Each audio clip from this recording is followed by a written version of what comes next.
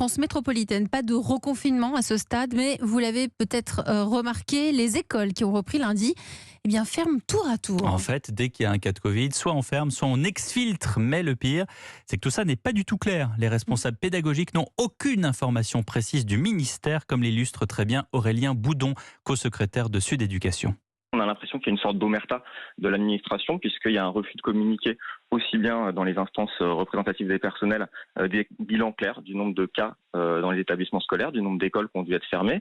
Et quand il y a des suspicions, il y a très peu d'informations qui sont faites d'une part aux familles, d'autre part à la communauté éducative de l'établissement.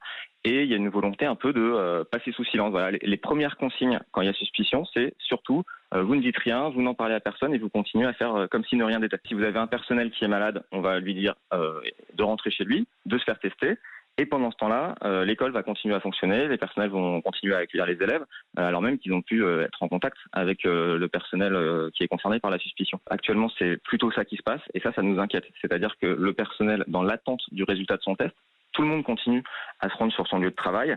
Et nous, on a peur que cela génère et recrée des chaînes de contamination. Aurélien Boudon, co-secrétaire de Sud Éducation, sur cette omerta avec Mathieu Bob.